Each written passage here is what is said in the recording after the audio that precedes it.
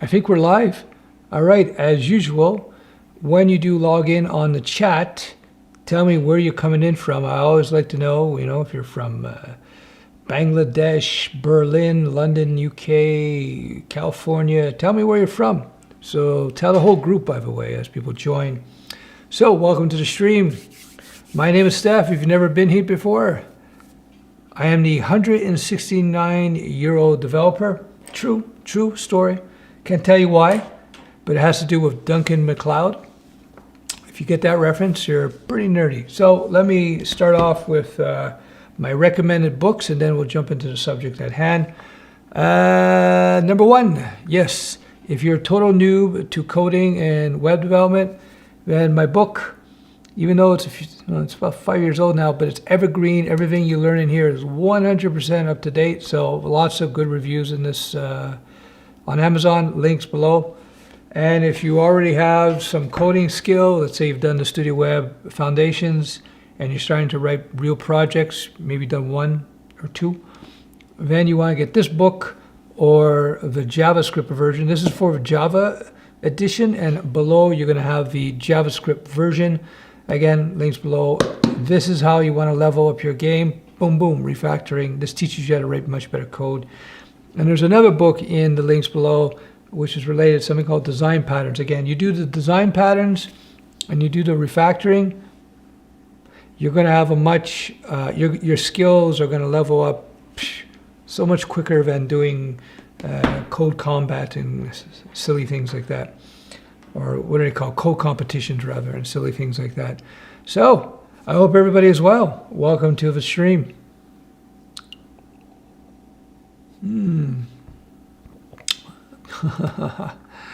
Yeah, it's good. Well, let me move this down.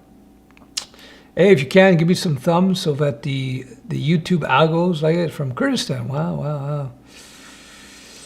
Yeah, there's a lot of opportunity as a data scientist. Sunrise, Florida, I recommend it. Good morning. Yo, how you doing, hologram? Pretty good. This is the official channel hand salute. You got to be able to do it pretty quick. If you can do two at the same time, that's good. Kudos, man. How are you? Tell your grandmothers. There you go. Well, grandmothers want to code too, right? All right. So how many people are we? I usually try to wait till we get about 75 people. Usually ramps up to 150, 200 people, occasional 300 before we get into subjects. If you have any questions, a good time to ask. And yeah, Sunrise, Florida. What else do we have? Pakistan coder. Hey, how are you, man? Good. Thanks for coming on. From the Netherlands. So we're all over the place. That's good. So, I don't know. Let me move this computer over a little bit. All right, here we go. Yes, this is live. I usually get this once, almost every stream or every other stream. Somebody will say, is this live? This is live, actually. It's live recording. All right. So let's jump into before my bandwidth gives out. All right. Well, I appreciate that. The first like, fantastic. Bonjour, Vincent from France. Bonjour. J'espère que ça va bien avec toi. Glad I could help. Is JavaScript an important programming language? Is JavaScript an important programming language? Of course, it's. You can argue it's the most important. It's right up there. It's in the top 3 or at least. Good evening. 11 p.m. in Romania. How cold in Montreal? It's about -6 or 7, not -7 degrees centigrade. Pretty cold. Not the coldest. When it's really cold in Canada, it's like -20, -30 degrees. That's below zero. So it's not so bad, but it's not so fun either. Snowing like we are in Montreal. Yeah, it's true, right? But it goes away pretty quick, the snow, right? I'm doing fantastic. I hope you guys are doing good. I just picked up the refactoring by Martin Fowler, and it's a great source to help me through boot camp. Thanks for recommendations. No problem, Chris.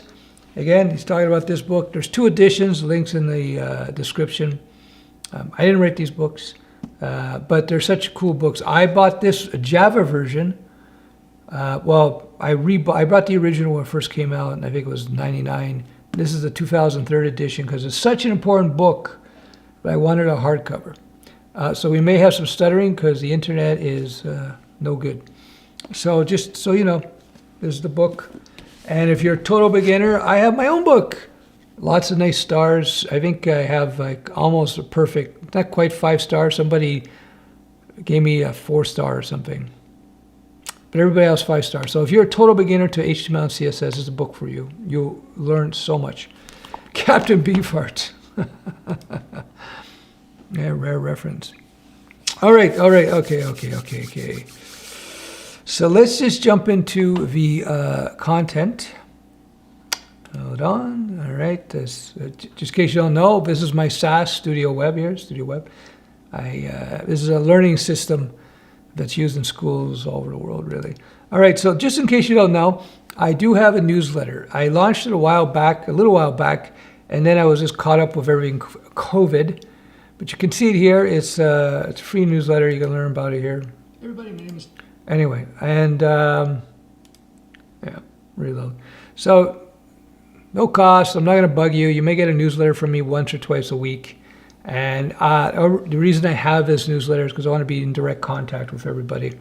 You know, I don't want to be dependent on anything in any other site. So here we go. Quick article from InfoWorld. And you know what? In all honesty, I'm not sure if I read this in a previous stream. I have this backlog of stuff. So, you know what the Apple Silicon is? Is the Apple, their new chip, their new processor basically replaces Intel. And they're moving off of Intel into this new processor. Intel is kind of like it's the x86. They've been slacking in terms of their processor development. And those processors use up a lot of energy. And they're general purpose processors. So what Apple has done with their silicon, these are ARM-based technology. So basically they run on much less energy. So like their new M1 MacBook Air and Pro, I think they last for like 30 hours without a charge playing video. Whereas your typical Intel laptop might run 8 hours, 10 hours on it, you know? So it's amazing, and it's super powerful, it's super fast. It's a total game changer. I think that the Apple M1 chips are going to impact the computing industry like iPhones and touchscreen smartphones impacted the smartphone industry, destroying BlackBerry. And I'm not an Apple fanboy, you know. This is my first iPhone ever. I was using Samsung and then Google Pixels, which are good too. Anyhow, so let's go back to this article here. It's very quick. So latest to upgrade the JetBrains IDE for Python development brings support for new Mac hardware and fixes multiple bugs. So yeah, they're going after, let's just get into it.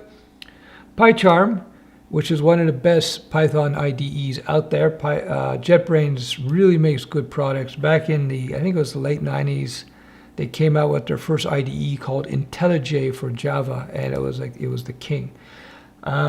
Anyway, JetBrains IDE for Python development now supports Apple Silicon M1 processors. The new hardware support was added with version 2020.3.2 of the tool. The upgrade was announced December 31st, so it's fairly recently. Developers can access the new capabilities by downloading a separate installer for Apple Silicon from JetBrains website through the JetBrains Toolbox app, found under Available M1 section. So you can see that, as I said, when the new Apple processors came out, I said, oof, game changer. And then a lot of PC people came out and said, oof, game changer. And then Microsoft came out and said, oof, we better come out with our own ARM. And they announced, we're working on ARM too. That's how important this technology is. Small footprint energy-wise, super powerful, can run circles around Intel chips in many respects. And yeah, you know, it's actually, because apparently it's tightly integrated with RAM, so it's much more efficient with RAM utilization as well. So you don't need to get as much RAM to get the same quality of experience with the computer. So I said, you look at a video that's about a month or two ago, as soon as the M1 was announced, or around that time, I said that this is the computer to get if you could afford it. and it's actually for an Apple product, it's reasonable. It's just, it's a game changer. So I said that you're going to see quick support from all kinds of companies. And sure enough, here's JetBrains. Let's see what they got here. Apple Silicon is Apple replacement for Intel processor in its Mac computers. Release notes for PyCharm's 2023-2 can be found at confluence.jetbrains.com. Other highlights of PyCharm 2023-2. An issue has been fixed related to debugging Jupyter Notes. The issue has been the issue involved freezing after resumption of debugging process. A fix has been made to an issue in which renaming a WSL interpreter broke the helper's path and prevented debugger from working. Anyway, I won't get into this, but yeah, that's the main thing. I think the takeaway from this particular little announcement video is that number one, Apple Silicon is the real deal. It's a huge game changer. It's going to change the industry in a big way. I think this is as significant as iPhone in that respect. Now we see, for the coding space, we're seeing the major players like JetBrains coming up with native versions for Silicon because they recognize what we're talking about here, right? So there you go. That's pretty much it. So yeah. One last thing before I forget, going back here. I mentioned this before. So a friend of mine who was a huge guy, he was 300 pounds, lost 100 pounds. He's putting together a training program specifically designed for people who sit at their desk all day, developers. So he approached me, and he used to be diabetic, type 2, and he got rid of it. So he's doing free consultation. He's taking on a handful of people. He's got a bunch now. He's taking on more because he's kind of fine tuning his program for the average developer. So he asked me. I'm involved in this a little bit. So he asked me to let you know. So if you go to thebodydeveloper.com, you'll see thebodydeveloper.com. You can sign up here. Again, you won't be bothered too much.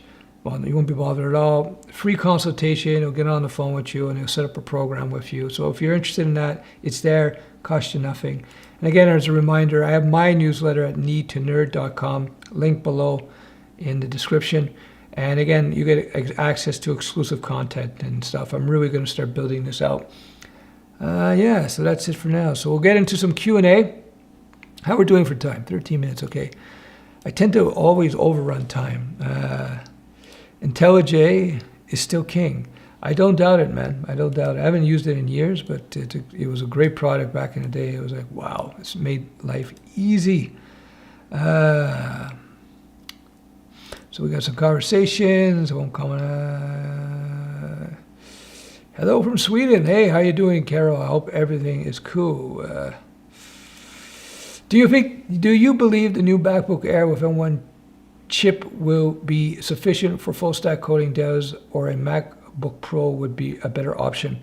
You know, I haven't looked at it in detail. I'm sure somebody's tested this already, so I would just do a little search on that on YouTube. I would imagine you're probably good enough with the Air, in all honesty. From what I saw in terms of benchmarks and so forth with the Air, it's just like, wow, it's pretty crazy. So there you go. Who did his website? What website is his? Anyway, hello from Russia. Hey, hello from Canada. Let's see what Jake has to say. Personally, I've been using Mac for a while now, though. Before that, I was using Linux and only did dev on Windows for a little while. Okay. Yeah, you know, depends what you want. You know, I use 4 operating systems: Android, iOS, macOS, and Windows 10. I've used Linux in the past, but given my needs, macOS is my daily driver. But you know, there's pros and cons to everything. You can create super powerful apps for any OS and Windows. C# and other with frameworks that you C# and with frameworks you built apps for any phone, tablet, Windows apps, etc. Yeah, well, of course. I would just go PWA or do Flutter maybe. So let's see what Hologram has to ask. Any recommendation on how to learn another language? Trying to pick up Japanese. Ooh. To learn anything new, it's about exposure and repetition. Exposure and repetition. I think there's that company was pretty big in terms of languages. They're not cheap; it's a few $100s, but apparently they're really, really good in terms of language courses. If you do a search on Google, they'll come up, I think. Yeah. So hi from Cyprus. Bought the refactoring book. There is something pleasurable about hardback. How do you recommend using it, getting through its content? Well, it's been a long time since I've done that, but I think they have all kinds of examples. It's chocked with code examples, and maybe like do a refactoring, and if you have your own code, see if you can apply that refactoring to your own code base. And again, just write the code. Writing the code will commit it to memory. But yeah, you're going to see your game as a developer is going to shoot up like crazy. Too thin, too good. Too thin in terms of how many projects you have. It has to do with output. At the end of the day, I always like to say the bottom line is the bottom line. And the bottom line in business is you want to make money, you want to get stuff out, yeah. So, all right. Thank you. No problem. Hello from India. Hello from Montreal, Canada. I need an advice to a university student to be a professional programmer or IT expert. I would go programmer. I think that's got a better future overall. Do you use your camera for any documentary or cinema work? I do new coursework I've been working on. Yeah, I'm working on some other projects not related to coding with it. It's a hobby. This thing's a hobbyish, as much a hobby as anything else. It's a bit overkill. It's more than a bit overkill. When I bought that thing, I bought it because it had a new sensor technology. I won't get into the details because it's not a camera channel. So I bought it. And to my great amazement and displeasure, Canon, the manufacturer of the cinema camera, came out with another camera which was half the price with the same sensor. It doesn't have all the bells and whistles of this camera, but all those bells and whistles I don't really need. It was that sensor that was so good. So I was kind of pissed after having bought it, what's going on here? I'll call him later. Anyway, so yeah, it's, there you go. I'm getting off on it. No, it's not you. It's, I'm having bandwidth issues in Montreal. My provider is not doing too good. All right. Yeah.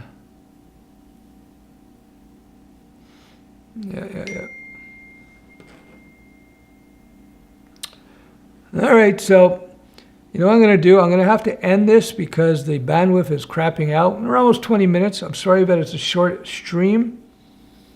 But yeah, we'll talk soon. Take care.